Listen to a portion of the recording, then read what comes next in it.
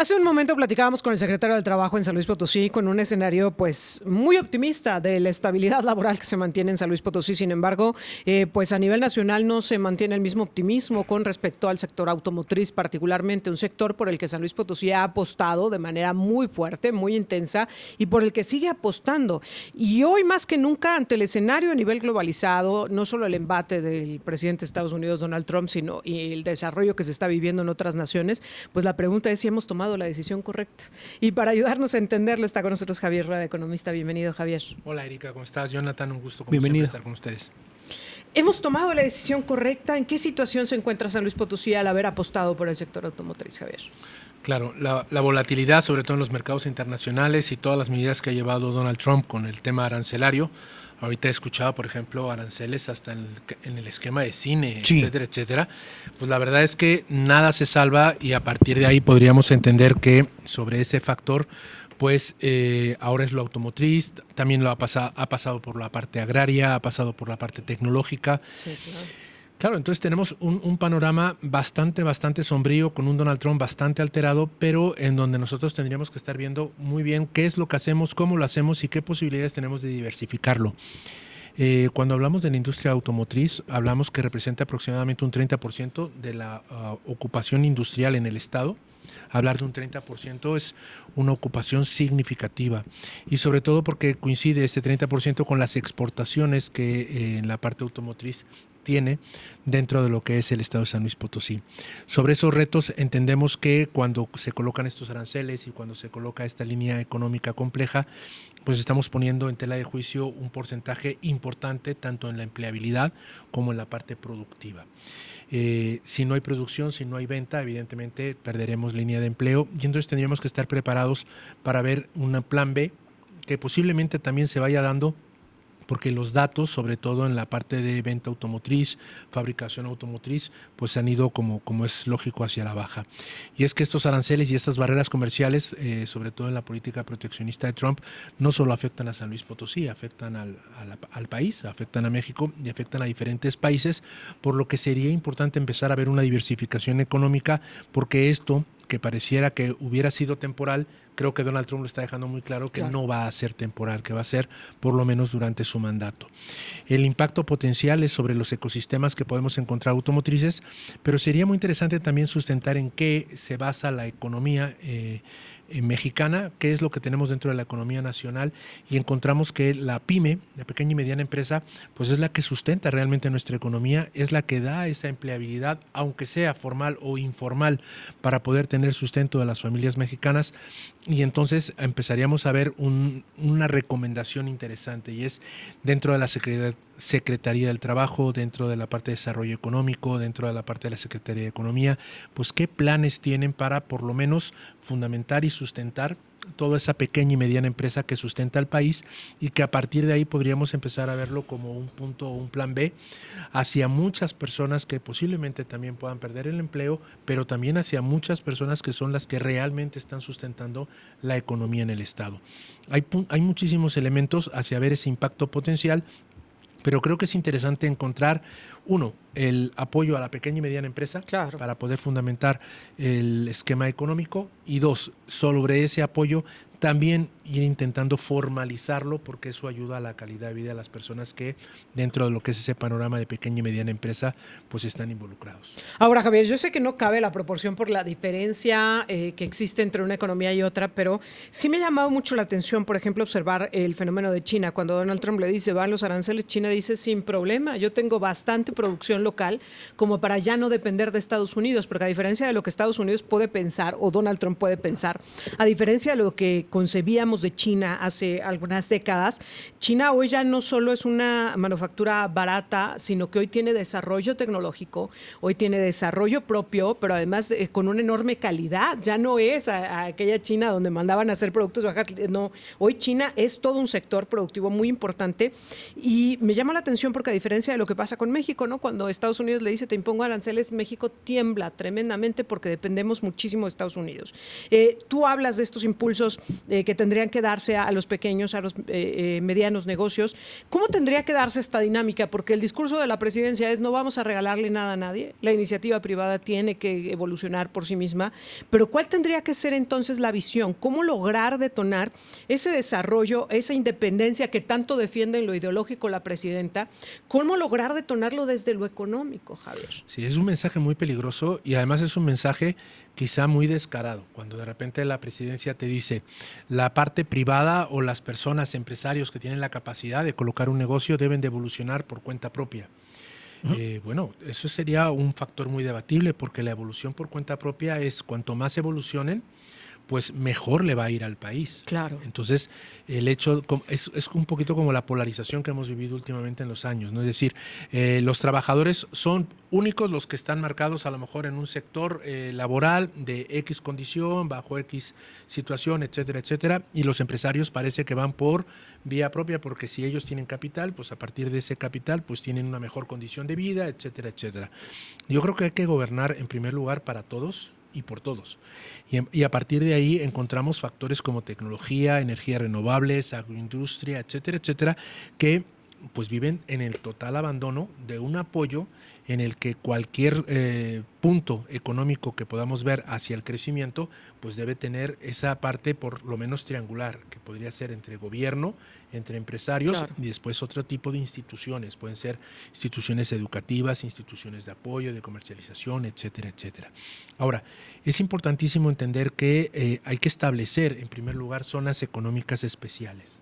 El estado de San Luis Potosí tiene zonas económicas especiales para saber que no podemos abordar el problema, por ejemplo, del sector automotriz, pues no es lo mismo para Ciudad Valles, para Tamazunchale o para pueblos como Tamuín, como Tampamolón, o si nos vamos hacia la parte de Matehuala, etcétera, etcétera. El establecer zonas económicas especiales es establecer planes para poder contemplar no solo esos parques industriales, sino también esos desarrollos de las zonas. El que las ciudades, el que los países, el que cualquier entorno económico pueda evolucionar, pues tiene que ser colaborativo. Y para que eso ya tenemos el botón de muestra, ¿no? Cuando se intentó llevar esta zona industrial, bueno, dos, una a la Huasteca Potosina y otra a la zona del Altiplano Potosino, y ninguno de los dos proyectos funcionaron ni en el tiempo ni en las condiciones que se querían imponer porque no eran las propias del lugar. Claro, la falta de tropicalización de esas propuestas y que además hay que ofrecer incentivos fiscales. Y eso es muy, muy importante. Sabemos que el gobierno vive de ese esquema presupuestal, sabemos que el gobierno vive de esa línea fiscal, de ese recaudo de tributo, de esos impuestos, pero también es importante ofrecer esos incentivos fiscales, claro, en donde no solo, que además hay que quitar ahí un paradigma importante. El incentivo fiscal no solo está apoyando al empresario en la captación y en la inversión extranjera, que hablaba, por ejemplo, el secretario de Trabajo, de decir, oye, pues somos un estado que somos un imán para lo que es la atracción de capital. Es cierto, pero también es importante encontrar que esos incentivos fiscales no solo incentivan a la parte empresarial, sino incentivan a toda esa generación de empleo, a toda esa generación y esa masa laboral que requiere de un espacio para poder trabajar, para poder tener una nómina, tener un ingreso, claro, etcétera, etcétera. Entonces, habría que analizar muy bien cuáles son las ofertas de incentivo fiscal y entonces ahí es donde encontramos unas ofertas un poquito complicadas y no solo en el ramo automotriz. Podemos ver en los ramos automotrices, pero también en la parte de una línea agroindustrial, ¿no? Un factor interesante en todo lo que es una logística, un factor en donde el Estado no solo vive de industria, sino que también vive de campo. Es claro, importante que San Luis Potosí contemple lo que es su zona, ¿no? Su zonificación y encontrar todo lo que podría ser ese futuro resiliente, pero ese futuro resiliente con una visión hacia la sostenibilidad y la innovación. Creo que es interesante en varios puntos y es fomentar el ecosistema tecnológico. San Luis Potosí necesita urgentemente invertir, claro, en líneas tecnológicas, no solo en el factor automotriz, sino en todos los esquemas productivos, impulsar energías renovables como un motor económico, que también es otro factor que hay que comentar. La agroindustria y la agricultura sostenible, es importante que para los que vivimos en la ciudad, de repente el campo queda en un segundo plano. pero realmente se está pasando bastante mal con todos estos cambios climáticos, claro. con todo lo que es el esquema productivo, y no hay Y que la falta de olvidar que apoyos. la falta de apoyos, evidentemente, y no hay que olvidar que en esas alianzas y demás es en el campo donde encontramos los mayores exportadores dentro de lo que es el Estado hacia países como no solo Estados Unidos, sino países de Latinoamérica, países como Europa, etcétera, etcétera, que ahora sí, como lo comentaba el gobierno federal, pues se han rascado con su propia uña, pero que no es muy justo de acuerdo a lo que puede ser el volumen económico que provocan en el Estado. Javier, tengo que hacer una pausa, pero no te quiero dejar ir. Quiero que nos acompañes al regresar para platicar rápidamente sobre esta determinación de la reducción de la jornada laboral a 40 horas. Estamos en un momento en México en donde podamos estar o debamos transitar hacia este rumbo. Si me permites, claro. Te hacemos esperar un ratito en lo que vamos a la pausa, Jonathan. Claro que sí, sin problema. Enseguida volvemos. Estamos de regreso y estamos platicando con Javier Rueda, economista. Hablábamos, por supuesto, del tema automotriz y de la apuesta que ha hecho San Luis Potosí por ello, pero creo que esto nos lleva a revisar todos los escenarios que estamos viviendo actualmente, entre ellos esta determinación, este anuncio que en el marco del Día del Trabajo el gobierno federal lanza como una de las grandes conquistas cuando dice reducción de la jornada laboral a 40 horas. Sin embargo, Javier, ¿estamos en condiciones como país, como economía, de llevar a esto? Porque cualquier trabajador que le digas, pues lo va a recibir reducir bien. el horario laboral, pues lo recibirá de entrada en buena perspectiva, pero algunos otros sí reconocerán, híjole, es que no nos va a dar el tiempo. Yo creo que para las personas que trabajan con un horario y con una temporalidad de esas 48 horas semanales, que ojalá fueran 48 horas semanales como platicábamos, una reducción de 40 pues va a venir muy bien porque... Pero a los que trabajan por objetivos... Imagínate los que trabajan por objetivos o simplemente los costos añadidos que viene todo lo que es esta medida. Carlos Slim hizo hace unos años propuestas también sobre la reducción y creo que venía muy marcado hacia lo que era la productividad, ¿no? Es decir, puedes trabajar 48, puedes trabajar 52 horas a la semana, pero también tienes que medir tu productividad para saber cuánto tiempo efectivo tienes en tu vida laboral. Y te acuerdas que decía, ¿no?, que él decía que duraras más trabajando, ¿no? Que se retardara la jubilación, que a los 60 todavía se podría ser productivo. Sí, todos estos ajustes evidentemente son propuestas, pero que a veces estas propuestas yo creo que deberían de ser muy minuciosamente estudiadas porque cualquier ajuste, cualquier variable, además de ser multifactorial porque afecta muchísimos entornos, es peligroso. En primer lugar, lo podemos comparar, salarios mínimos. Duplicamos el salario mínimo, ¿qué nos pasó? Se nos fue la inflación, el empresario lo único que hizo fue doblegar ese costo a la línea pero presupuestal. no nos alcanza para más. Y entonces, pues ahora gano más, pero me alcanza para menos, ¿no? Entonces, de repente no nos vaya a pasar como esto, ¿no? Trabajo menos, pero me hacen trabajar más porque también habría preguntas importantes. ¿Cuántas empresas o cuántas líneas de formalidad pagan horas extras? Sí. A lo mejor estamos orientando ese pago de extra y a partir de ese pago extra, ¿cuánto nos costaría realmente los esquemas productivos del país? Esa sería una pregunta importante. Otra pregunta importante sería sobre la parte laboral. Hemos vivido diferentes cambios, lo platicábamos ahorita en los cortes. Pandemia, home office, tiempo efectivo, tiempo real. Vemos que de repente un trabajador en pandemia nos convertimos en trabajadores 24/7 porque estábamos a la prontitud de un WhatsApp, a la prontitud de un mensaje. Pareciera que además el home office era como un favor, ahora ya no es un favor, ahora ya es algo que quedó bastante bien estipulado para muchos segmentos, pero creo que el poner 40 horas sin dejar de ser una buena o mala propuesta es un factor que los empresarios tendrían que levantar la mano para poder hablar también, no solo el gobierno o los sindicatos, sino que los empresarios también pudieran levantar la mano y decir, bueno, esto se puede, realmente esto se da. Y en un país que se sustenta por pequeñas y medianas empresas, siempre ponemos ese dato y creo que es importante. Creo que llega más el latigazo, ¿no? Llega el latigazo y llega un punto en donde el 90% de nuestra economía es pyme, el 50% de esa pyme por lo general no suele estar regularizada, por lo que la medida evidentemente no les importa porque trabajan bajo otros esquemas, pero el otro 50% también hay que decirlo, la persona pyme de pequeña y mediana empresa vive al día. Su negocio vive al día y a partir de ahí el poder reducir jornadas laborales pues tiene dos perspectivas. Una, contrato más personal, lo cual se implementa hacia lo que son los costos, o dos, lo tengo que hacer yo y entonces mi calidad de vida también se reduce y entonces empieza esa balanza entre el poder hacia el trabajador y el poder hacia el empresario, en donde pues parece que no está tan bien balanceado. Fíjate que la semana pasada recibíamos varios comentarios y yo quiero agradecer a la gente que siempre nos tiene muchísima confianza. Por ejemplo, de una persona que él, su esposa y una empleada son quienes están dentro del esquema de su negocio, ¿no? Y nos decía, a ver, yo no puedo contratar a alguien más. ¿Qué va a suceder si le tengo que reducir el horario? Pues mejor nos quedamos nada más mi esposa y yo. Y entonces, lejos de generar un incentivo, una mejora laboral, alguien está en riesgo de perder su empleo. Pero también recibía otro mensaje que se me hizo muy interesante de una persona que trabaja en una de estas tiendas departamentales, que decía que ella tiene su sueldo base, pero que además gana comisión por venta. Y ella decía, a mí el que me reduzcan las horas no me beneficia, porque voy a vender menos. Entre más horas esté ahí, más posibilidad tengo de vender más y de ganar una comisión adicional. Entonces ella decía, si me obligan a cumplir con estas 40 horas, me voy a perder de ventas que a lo mejor lograba. Y decía, y además voy a estar a expensas de que la tienda decida cuáles son esas 40 horas. Y a lo mejor me las ponen en la mañana y la tienda vende más en las tardes. O a lo mejor me lo ponen de lunes a viernes y el fin de semana es cuando más vendemos. Me voy a perder esas comisiones. Ella decía que ella al contrario, ella está a las vivas del momento que dicen quién se quiere quedar, quién quiere estar, quién quiere hacer. Pues ella levanta la mano porque dice, tengo necesidad de ese ingreso. Como medida generalizada estas 40 horas, creo que de pronto habría que tomarlo con cierta reserva, Javier.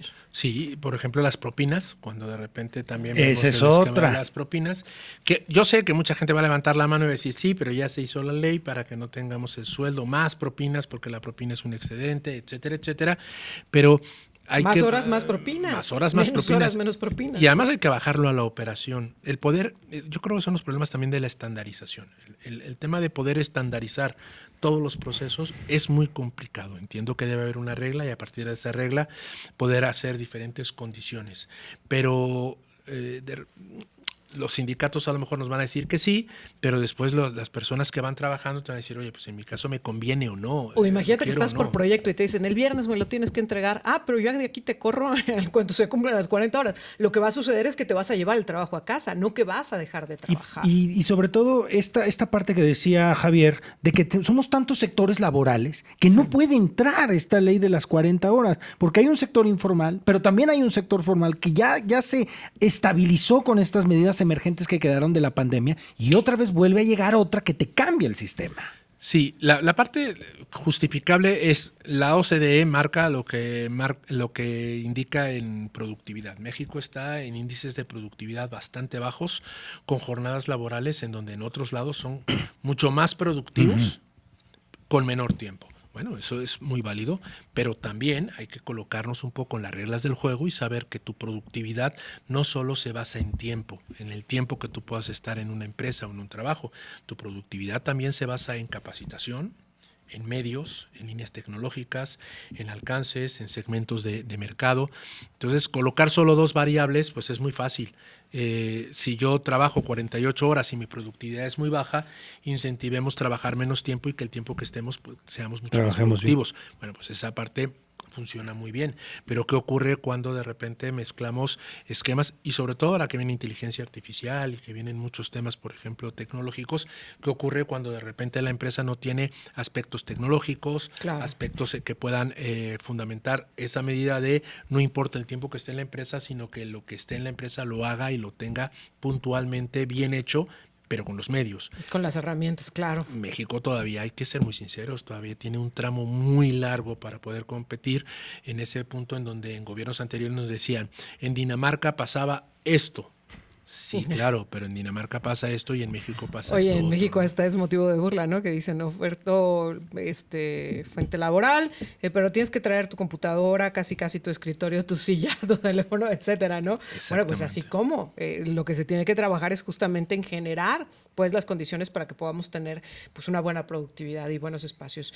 Javier, como siempre, muchas gracias. No, hombre, al contrario. Para terminar, creo que es una medida populista muy, muy buena para una captación y un posicionamiento que falta. ¿Cómo crees? ¿Cómo crees? Y es de buena voluntad, querido Javier. Esperemos que así sea, ¿verdad? Bueno. Gracias, Javier. Hasta la próxima semana. Vamos a la pausa, Gracias. Jonathan.